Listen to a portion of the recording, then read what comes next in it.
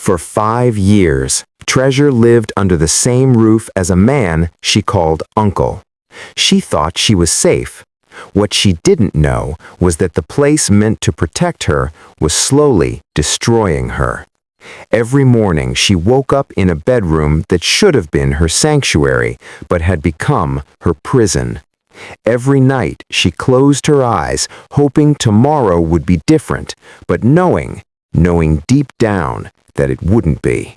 This is the story of how trust became a weapon, how silence became survival, and how one young woman's nightmare lasted longer than most college degrees, longer than most relationships, longer than anyone should ever have to endure, living in fear.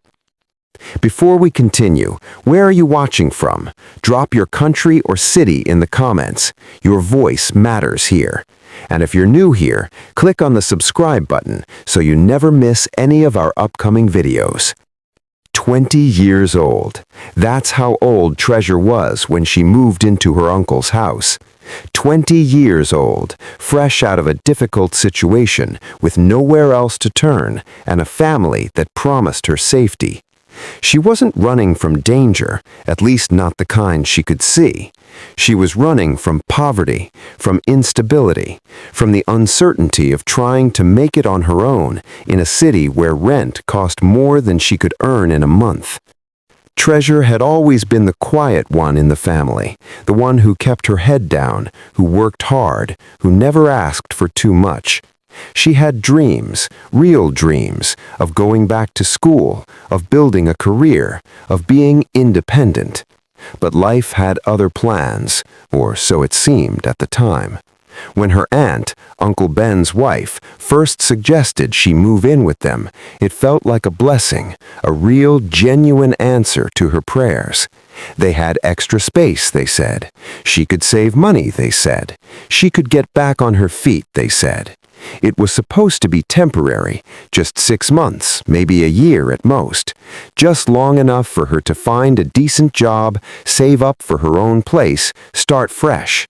She trusted them because they were family, and isn't that what family does? Help each other out?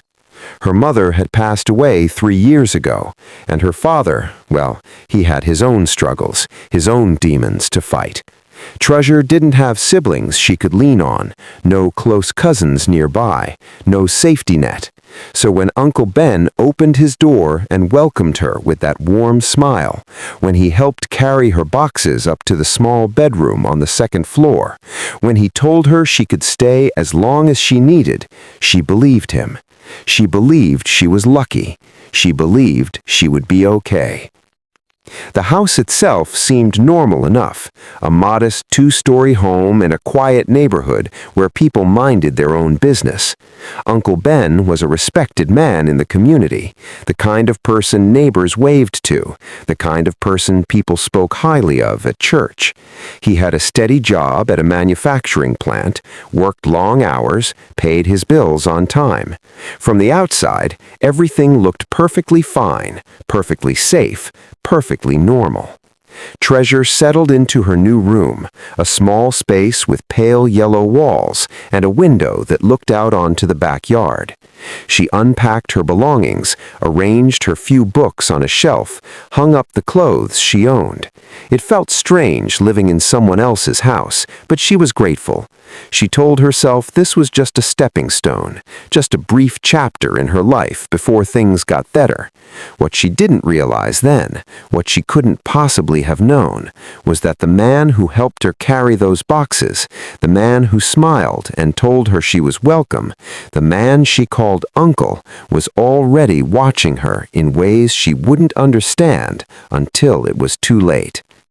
Benjamin Carter, everyone called him Ben, was 52 years old when Treasure moved in. He had been married to Treasure's aunt for nearly 20 years, though her wife traveled frequently for work, sometimes gone for weeks at a time. Ben was the kind of man who seemed helpful, almost to a fault. He'd offer to drive neighbors to appointments, help fix things around other people's houses, volunteer for community events. People trusted him because he had built that trust carefully, methodically, over many years. To Treasure, in those first few weeks, Uncle Ben seemed like a godsend. He drove her to job interviews when she didn't have transportation. He gave her advice on which employers were hiring, which neighborhoods were safest, which bus routes to take. He asked about her day every evening, seemed genuinely interested in how she was adjusting, how she was feeling. He made her feel like her presence mattered, like she wasn't just a burden. It was the kind of attention she hadn't received in years, not since her mother died. But there were small things Treasure noticed, but didn't quite know how to interpret at first. The way Uncle Ben would linger in doorways when she was in her room, not quite entering, but not quite leaving either. The way he'd make comments about what she was wearing, casual observations that felt slightly off, but not inappropriate enough to call out. "That's a nice dress," he'd say, his eyes staying on her a moment too long. "You should wear that to your interview." Or, "You look tired, you should rest more. You're too young to look so stressed." The comments felt fatherly, almost caring, but there was something underneath them, something Treasure couldn't name. She told herself she was reading too much into it, that she was being paranoid, that Uncle Ben was just being kind. After all, he had opened his home to her when no one else would. He was family. Family doesn't hurt you, right? Uncle Ben began establishing routines, small patterns that seemed innocent on the surface. He'd knock on her door in the mornings to make sure she was awake for job interviews. He'd wait up for her at night when she came home from late shifts at the retail job she eventually found. "Just want to make sure you're safe," he'd say, sitting in the living room in the dark until he heard her key in the lock. He started asking more questions, detailed questions, about where she went, who she talked to, what she did during her breaks at work. "Just curious," he'd explain. "Just want to make sure you're okay. Out there, this city can be dangerous for a young woman alone." And Treasure, who had no reason to suspect anything wrong, answered his questions. She told him about her coworkers, about the customers she dealt with, about the friends she made at the coffee shop down the street.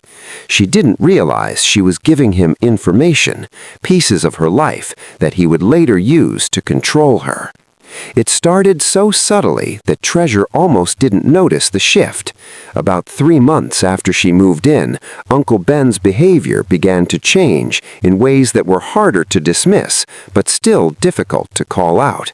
He started commenting on her friendships, questioning why she needed to spend time with people outside the house. "Why do you need so many friends?" he'd ask, his tone light, but his eyes serious. "You have family here. Isn't that enough?" When she mentioned going out with coworkers after a shift, he'd express concern, worry, almost fear. "I don't think that's a good idea, Treasure. You don't really know these people. What if something happens to you?" At first, she thought he was being protective, the way an uncle should be. She even felt touched that someone cared enough to worry. But the comments became more frequent, more pointed, more controlling. He began setting rules, unspoken at first, then gradually more explicit. He wanted to know her schedule, every detail, every change.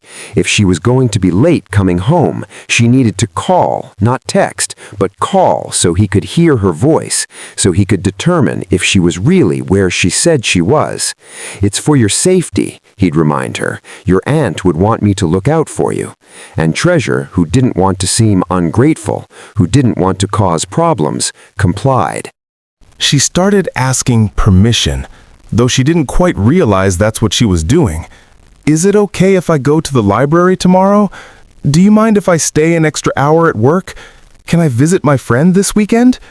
Each question felt reasonable in the moment, but together they formed a pattern of dependency, of seeking approval, of giving away her autonomy piece by piece.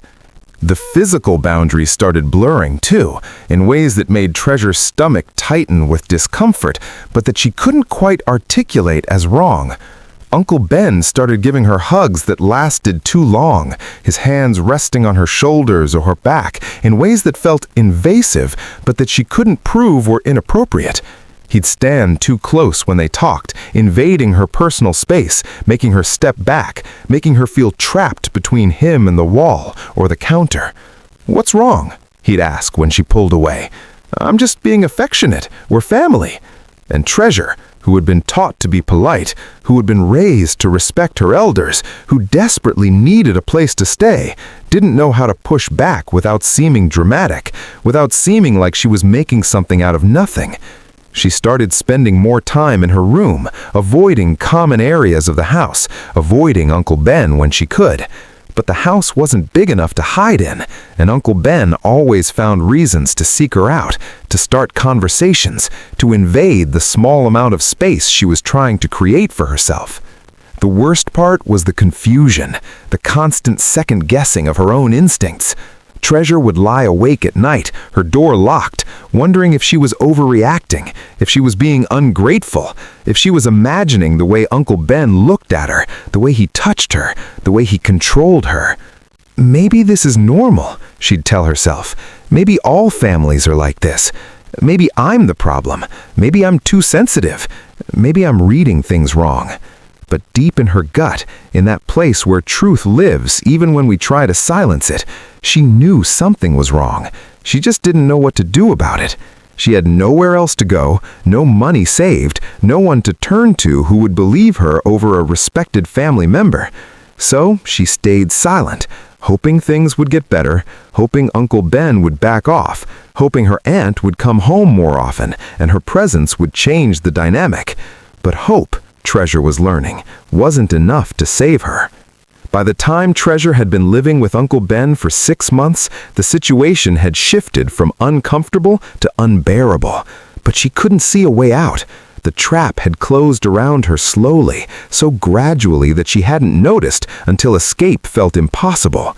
Uncle Ben controlled everything now, her money, her time, her sense of self.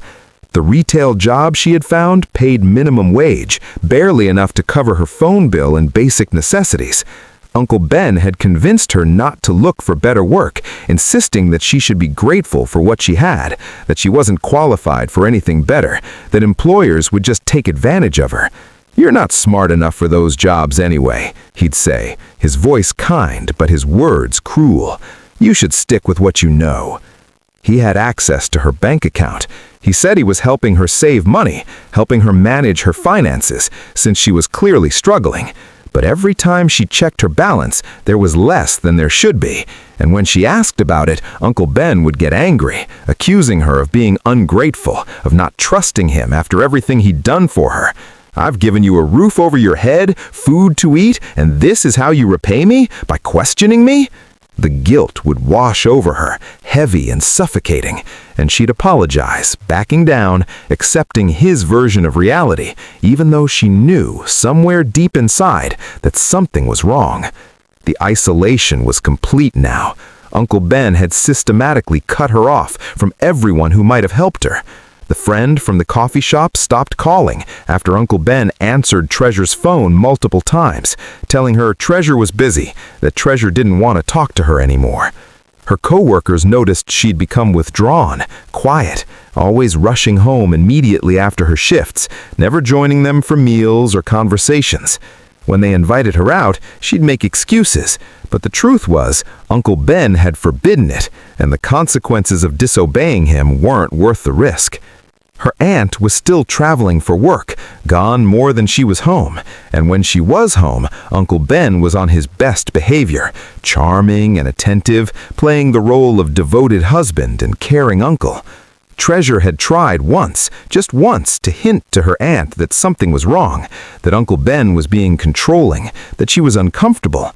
But her aunt had laughed it off, saying Ben was just protective, that Treasure should be grateful to have someone looking out for her.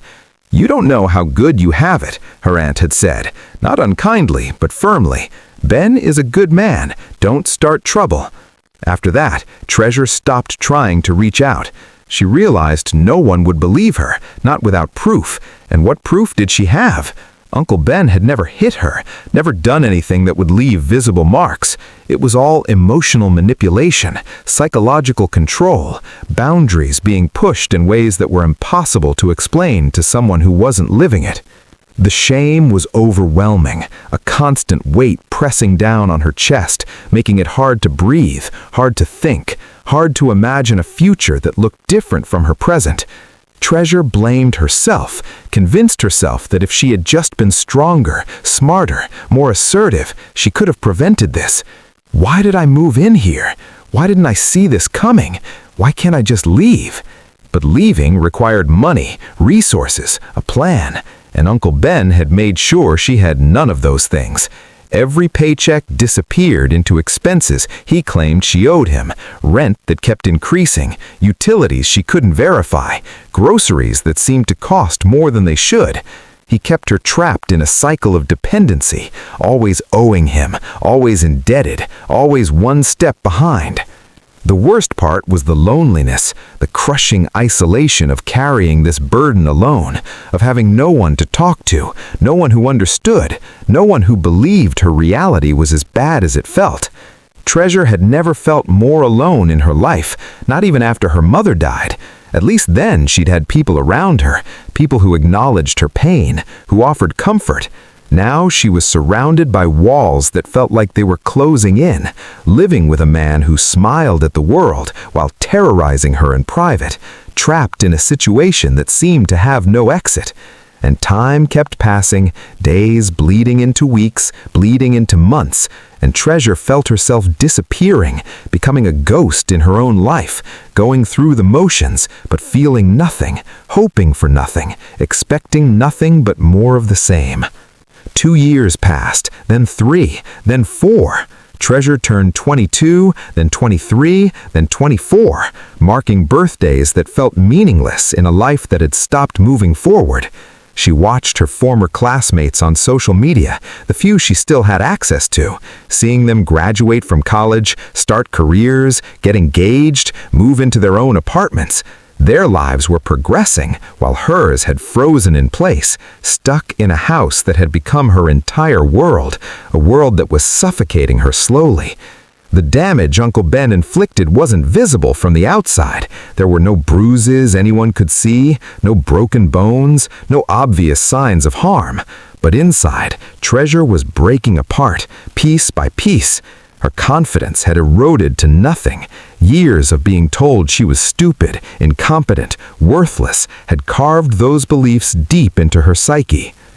She started believing Uncle Ben when he said no one else would want her, that she was damaged goods, that she should be grateful he tolerated her presence in his house. She had stopped making eye contact with people at work, stopped engaging in conversations, stopped participating in the world beyond the bare minimum required to survive. Her coworkers noticed the change, the way she seemed to shrink into herself, the way she flinched when anyone spoke too loudly or moved too quickly. Some tried to reach out, asked if she was okay, but Treasure had learned to deflect, to smile and say everything was fine, to maintain the facade that Uncle Ben had taught her to present to the world. The truth was too complicated, too shameful, too dangerous to share. Uncle Ben's control had become total and absolute. He monitored her phone, reading her messages, listening to her calls, deleting contacts he didn't approve of. He tracked her location, questioning any deviation from her usual routes between home and work. He controlled what she ate, when she slept, what she wore, who she could talk to. He made all the decisions, and Treasure had learned that resisting him only made things worse. It was easier, safer, to just comply, to become the obedient, silent presence he wanted her to be. The psychological toll was devastating in ways Treasure couldn't fully articulate even to herself. She had nightmares almost every night, dreams of being chased, being trapped, being unable to scream for help. She'd wake up exhausted, her body tense, her mind foggy, going through her days in a haze of survival mode. She developed anxiety that manifested in physical symptoms, stomach problems, headaches, a constant feeling of being on edge, waiting for the next criticism, the next invasion of her space, the next reminder that she had no control over her own life. Depression settled over her like a heavy blanket, making everything feel muted, colorless, pointless. She stopped imagining a future for herself, stopped dreaming about the life she'd wanted, stopped believing that things could ever be different. This was her life now, this house, this man, this endless cycle of control and compliance. Years were passing, precious years of her 20s that she would never get back, years that should have been filled with growth, exploration, joy, but were instead marked by fear, shame, and a growing sense that she had somehow lost herself completely. Treasure looked in the mirror sometimes and didn't recognize the person staring back at her. The light had gone out of her eyes, replaced by a dull emptiness.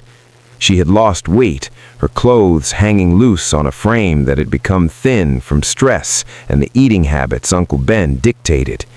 She looked older than her years, worn down by the constant tension of living in survival mode. The woman she had been at 20, the woman who had dreams and hope and plans, that woman was gone, replaced by someone who had learned to make herself small, invisible, silent. And Uncle Ben, he seemed to thrive on her diminishment. The more she retreated into herself, the more control he exerted, the more satisfied he appeared. He had created exactly the situation he wanted, a young woman completely under his power, isolated from the world, dependent on him for everything, unable to challenge him, unable to leave. This was his design, his masterpiece of manipulation and control, and Treasure was trapped inside it, watching her life slip away one day at a time.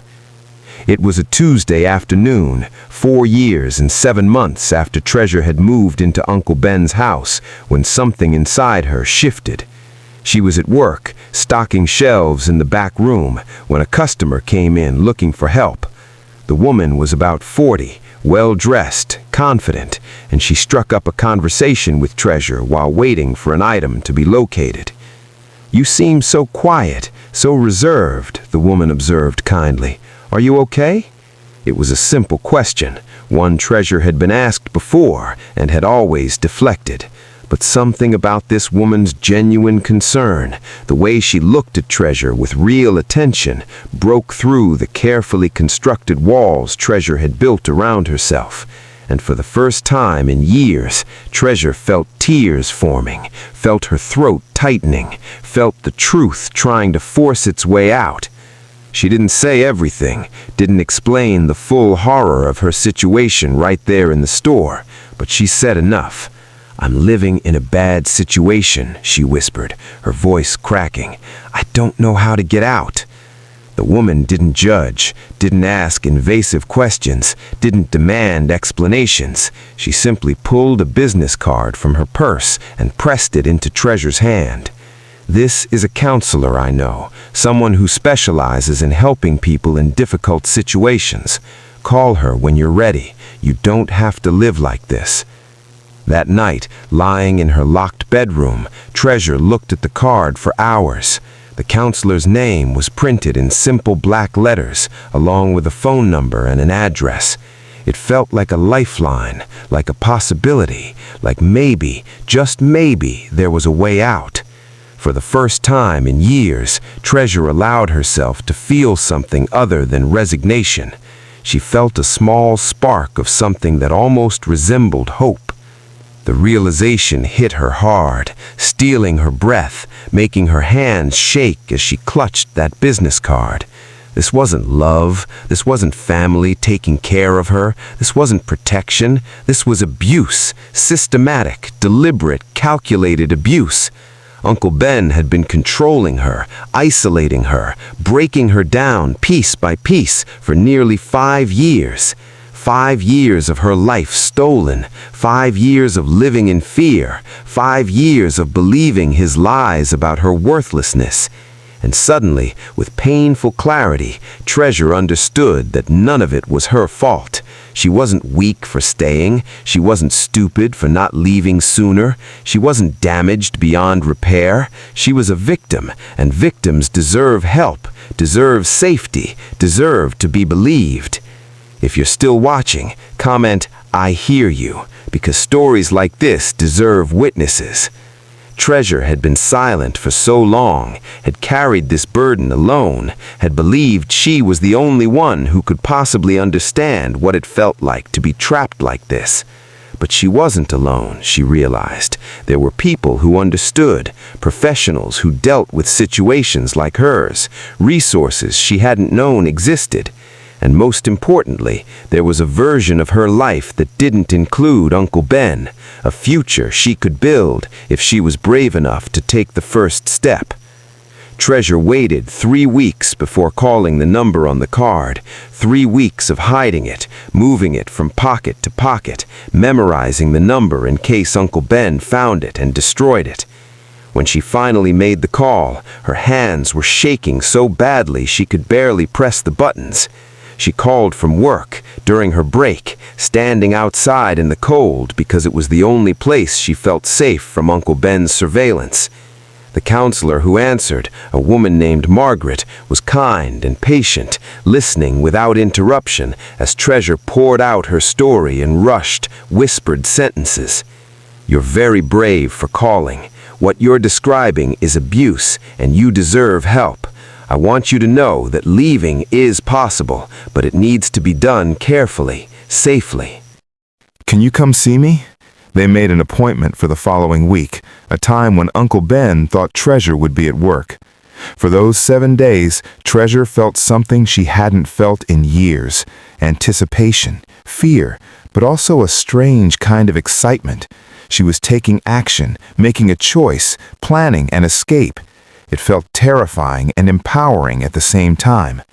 But Uncle Ben noticed the change in her, the subtle shift in her demeanor, the way she seemed slightly less defeated, slightly more present. He started watching her more closely, asking more questions, checking her phone more frequently. "You're acting strange," he said one evening, his eyes narrow with suspicion. "What are you hiding from me?" Treasure denied everything, forced herself to return to the practiced facade of compliance, but she knew he didn't believe her. The day of her appointment, Treasure left work early, claiming she was sick, and took the bus across town to Margaret's office. The session was revelatory. Margaret helped her understand the dynamics of control and abuse, explained how abusers isolate their victims, how they use guilt and fear to maintain power. She gave Treasure resources, pamphlets about shelters and legal aid, information about restraining orders and victim advocacy. "You can leave," Margaret assured her. "We can help you leave safely. It will take time, we'll need to plan carefully, but you don't have to live like this anymore."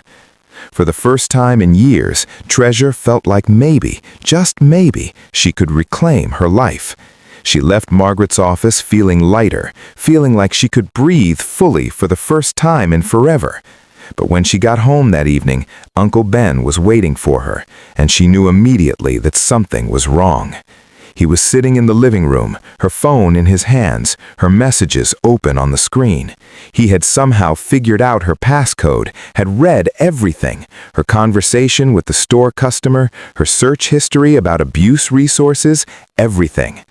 "You think you can leave me?" he said, his voice cold, controlled, more frightening than if he had yelled. "You think anyone else wants you? You think you can survive without me? You're nothing, Treasure, nothing. Without me, you'd be homeless, starving, alone. I saved you, and this is how you repay me?" The verbal assault continued for hours, Uncle Ben systematically destroying every bit of hope Treasure had built up over the past few weeks.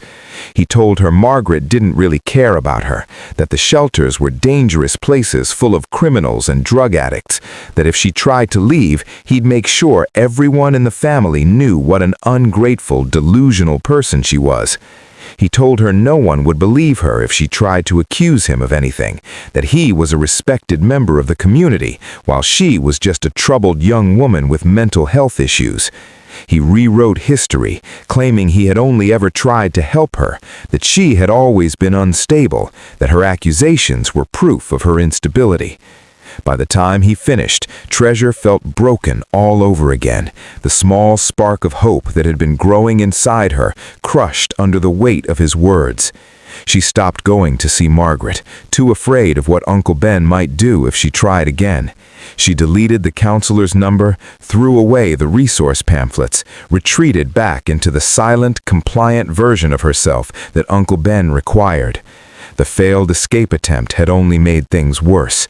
Uncle Ben's control intensified, his monitoring became even more invasive, and Treasure sank deeper into despair, believing that escape was impossible, that this was her fate, that she would be trapped in this house forever.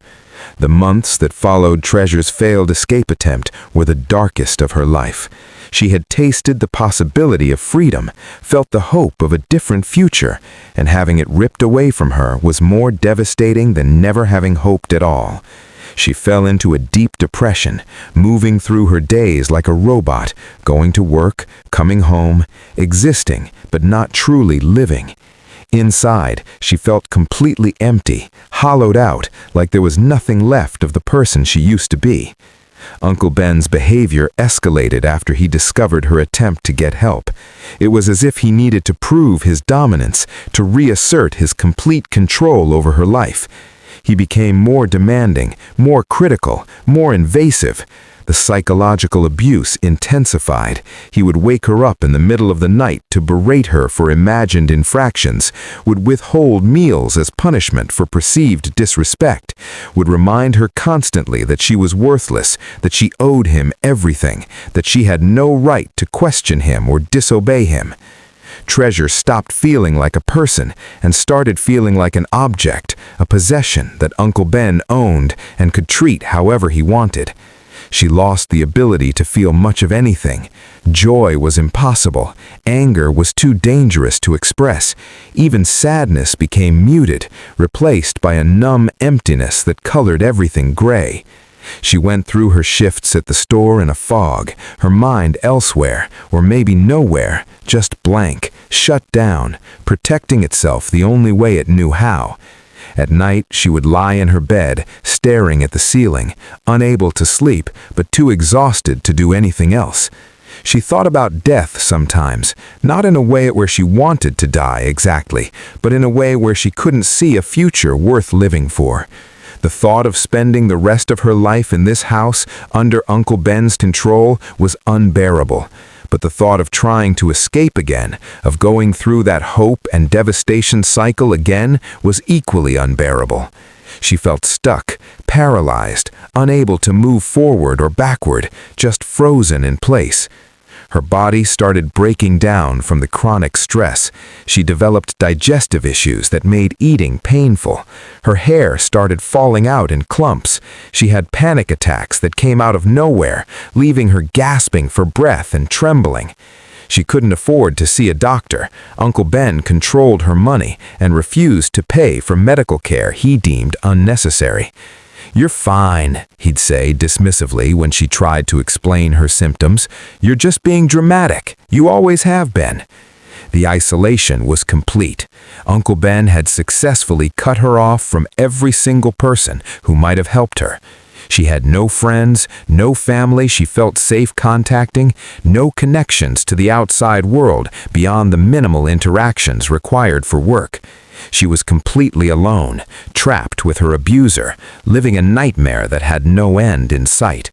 And the worst part, the absolute worst part, was that she had started to believe Uncle Ben's version of reality. She had internalized his messages about her worthlessness, her incompetence, her inability to function without him. She looked at herself and saw what he told her she was: damaged, broken, unlovable, incapable of surviving on her own. Years were passing, and Treasure was disappearing. Not physically, she was still there, still going through the motions, still existing in that house. But the essence of who she was, her spirit, her sense of self, her belief in her own worth, all of that was being slowly erased. Uncle Ben was killing her without laying a hand on her, killing her through words, through control, through the systematic destruction of her identity. And Treasure felt powerless to stop it, felt like she was watching herself fade away and couldn't do anything to prevent it. She was 26 years old, and she felt ancient, used up, finished. The dreams she'd once had, the hope she'd once felt, the person she'd once been, all of it seemed like it belonged to someone else, some naive girl who didn't understand how cruel the world could be. This was her reality now, this endless gray existence, this survival mode that wasn't really living at all. And she couldn't see a way out. The turning point came on an ordinary day, in the most unexpected way. Treasure was at work, restocking the cleaning supplies aisle, when she overheard two women talking nearby.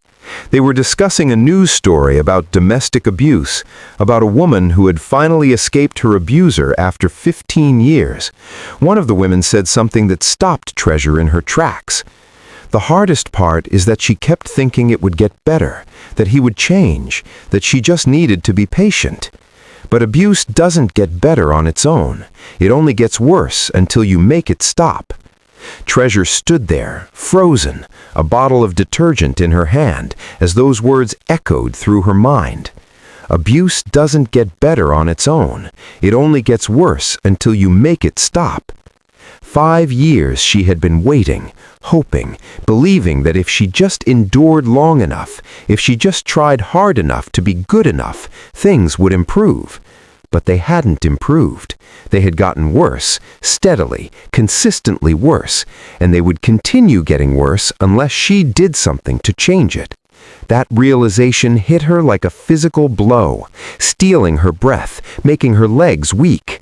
She had been waiting for rescue, waiting for someone to save her, waiting for circumstances to magically shift in her favor. But no one was coming to save her. Her aunt was either oblivious or unwilling to see what was happening. Her other family members had no idea what she was going through. The counselor she had briefly seen couldn't help her unless she reached out again. If anything was going to change, it would have to be because Treasure changed it. She would have to save herself. For the first time in years, Treasure felt something shift inside her. Not hope, exactly, but something stronger, more durable. Determination, anger, a refusal to keep accepting this as her fate. She was 26 years old. She had already lost 5 years of her life to this nightmare, and she would be damned if she lost any more. Something had to change, and that something was her. She had to find the courage to try again, to reach out again, to fight for her own freedom, even if it was terrifying, even if it might fail, even if Uncle Ben found out and punished her for it. That evening, Treasure made a decision. She would start planning her escape again, but this time she would be smarter, more careful, more strategic. She would reach out to Margaret again, explain what had happened, ask for help creating a safety plan. She would start saving money, even if it was just a few dollars at a time, hiding it where Uncle Ben would never think to look. She would start documenting things, keeping a record of Uncle Ben's behavior, his controlling actions, his verbal abuse, anything that might help her later.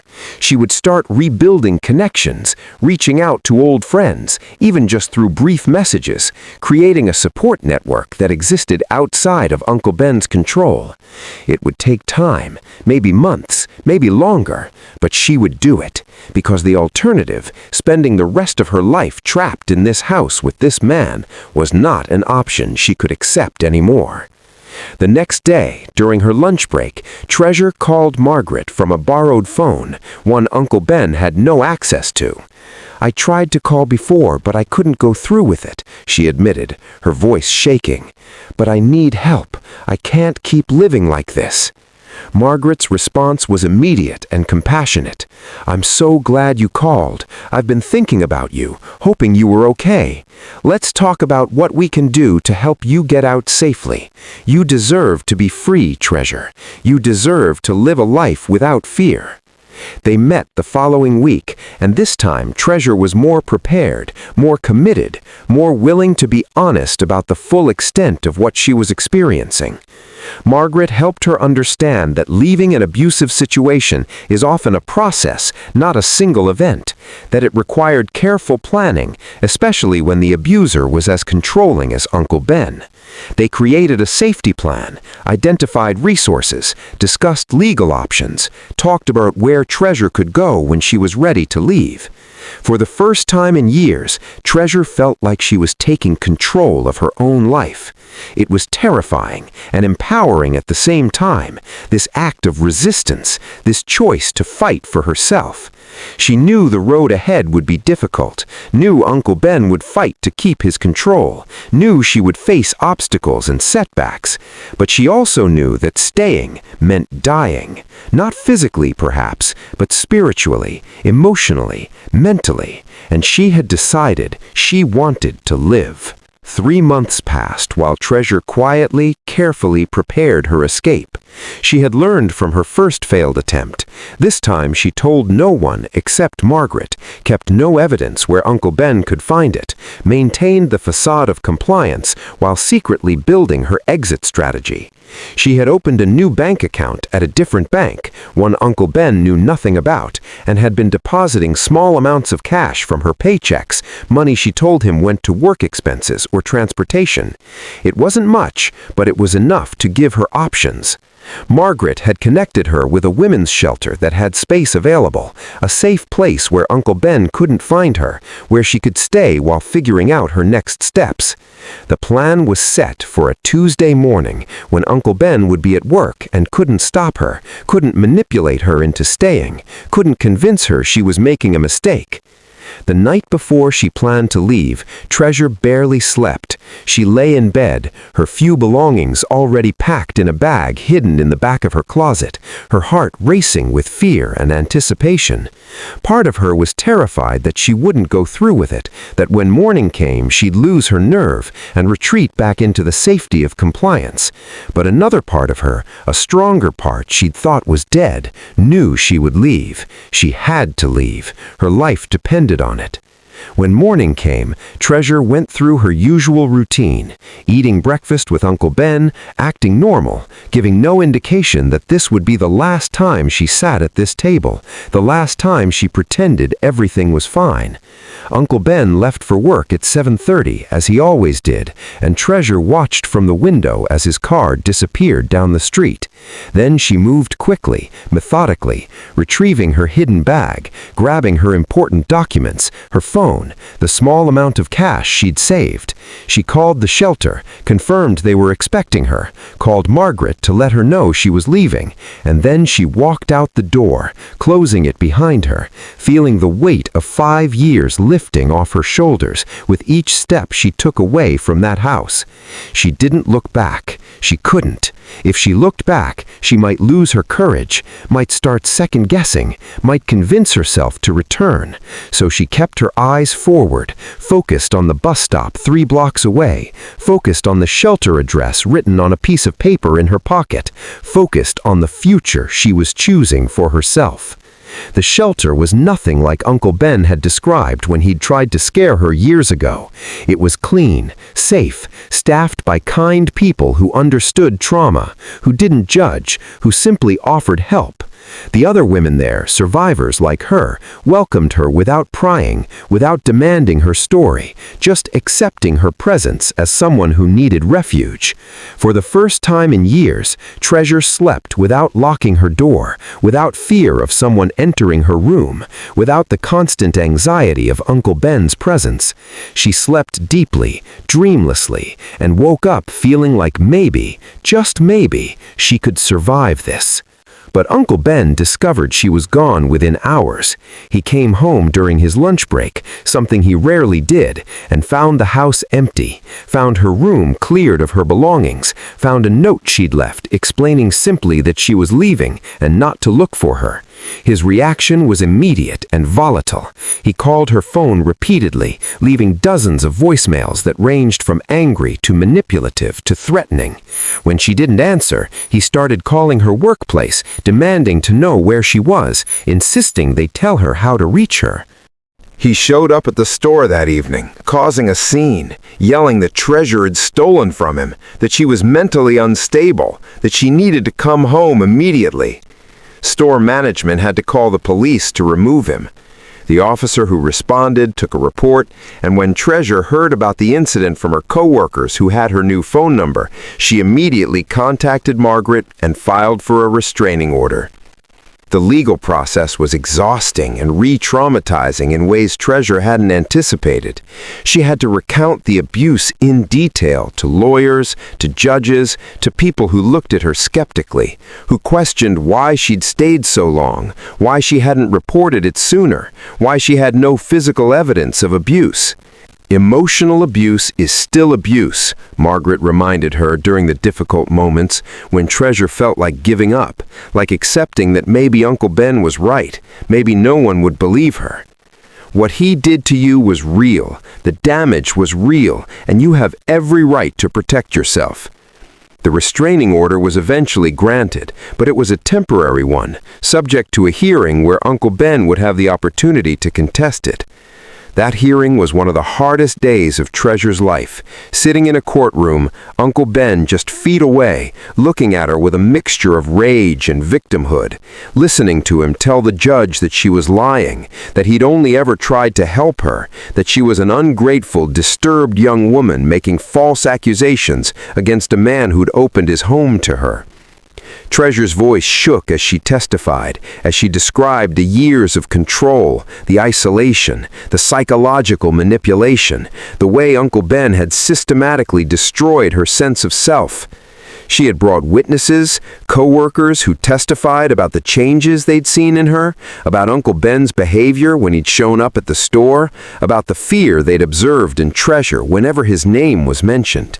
Margaret testified as a professional witness, explaining the dynamics of abuse, how victims often stay because they've been conditioned to believe they have no other choice. The judge listened to everything, asked questions, reviewed the evidence, and then, after what felt like an eternity, granted the permanent restraining order. Uncle Ben was ordered to stay away from Treasure, to have no contact with her, to leave her alone. He left the courtroom that day looking furious, defeated, shocked that his control had finally been broken. But the family response was devastating in different ways. Treasure's aunt, Uncle Ben's wife, didn't believe her. Or maybe she didn't want to believe her, because accepting the truth would mean accepting that her husband was an abuser, that she'd been living with a monster, that she'd failed to protect her own niece. The aunt chose to believe Ben's version of events, that Treasure was unstable, that she'd misinterpreted his kindness, that she was making a mountain out of a molehill.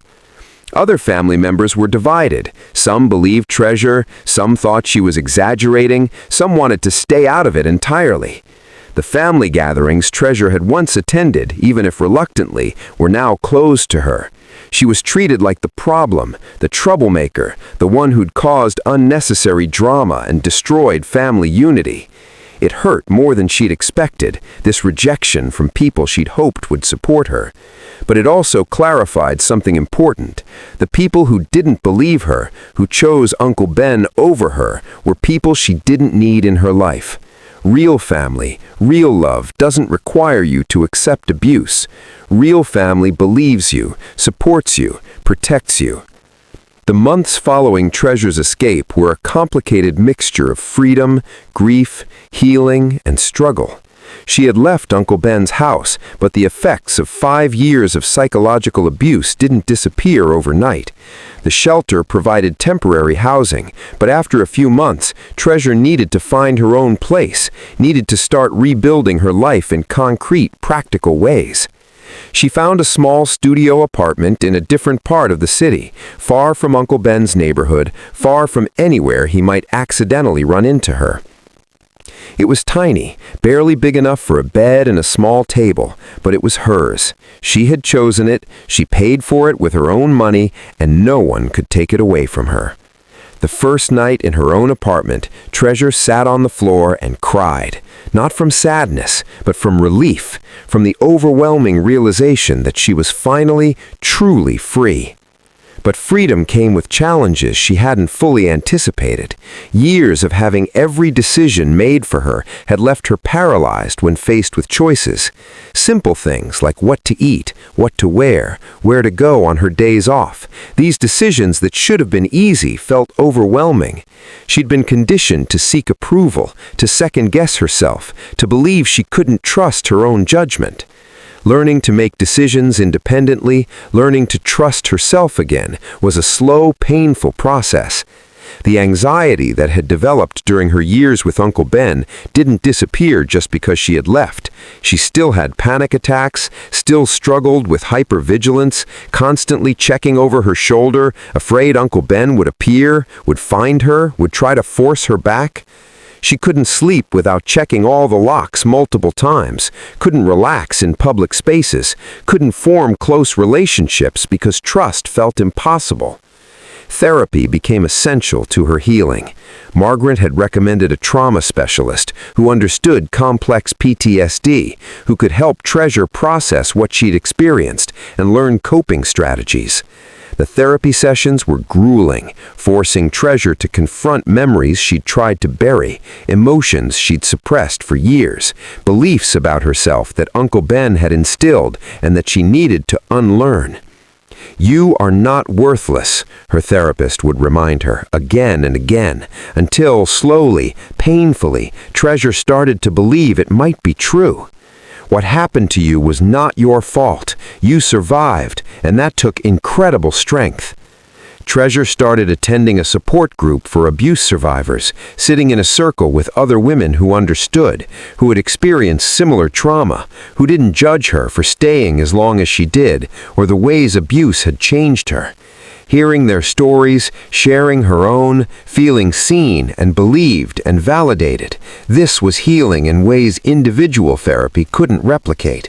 She wasn't alone. She'd never been alone. There were millions of survivors out there, rebuilding their lives, learning to trust again, choosing to keep going despite the pain. Slowly, incrementally, Treasure started reclaiming pieces of herself. She went back to school, enrolling in community college classes, pursuing the education she dreamed about at 20 before her life got derailed. It was hard, balancing work and school while managing her mental health, but it was also empowering, proof that she was capable, that Uncle Ben had been wrong about her intelligence, about her potential. She started making friends, real friends, people who liked her for who she was, who respected her boundaries, who offered support without seeking control. She learned to recognize red flags in relationships, learned to assert her needs, learned that saying no was not only okay, but necessary for her well-being. She cut off contact with family members who'd sided with Uncle Ben, creating boundaries that protected her peace, even if it meant losing relationships she'd once valued.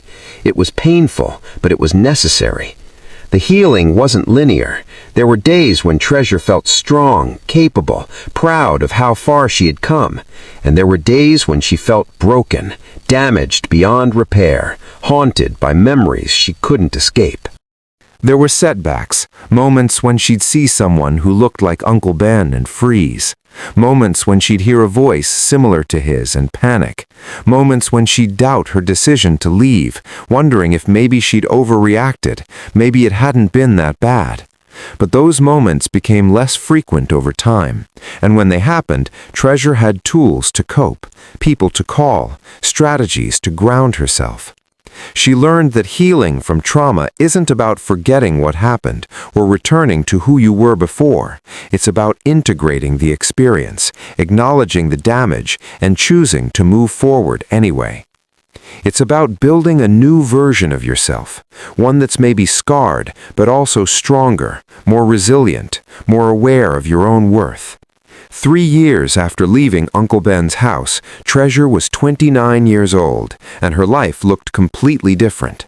She had graduated from community college and was working toward a bachelor's degree in social work, hoping to eventually help other abuse survivors the way Margaret and others had helped her.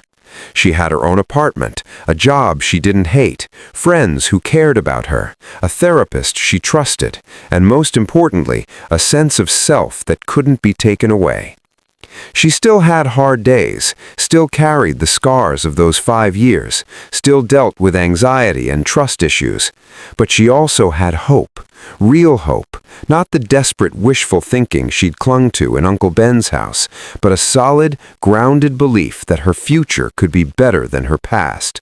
She had learned that she was stronger than she'd ever imagined, that she could survive things she'd thought would destroy her, that she was worthy of love, respect, safety, all the things Uncle Ben had tried to convince her she didn't deserve. The most disturbing part of Treasure's story isn't just what happened to her, it's how long it lasted. 5 years. 5 years of living with a man who systematically destroyed her sense of self, who isolated her from everyone who might have helped, who convinced her she had no value, no options, no future beyond the prison he'd created for her. 5 years that she can never get back.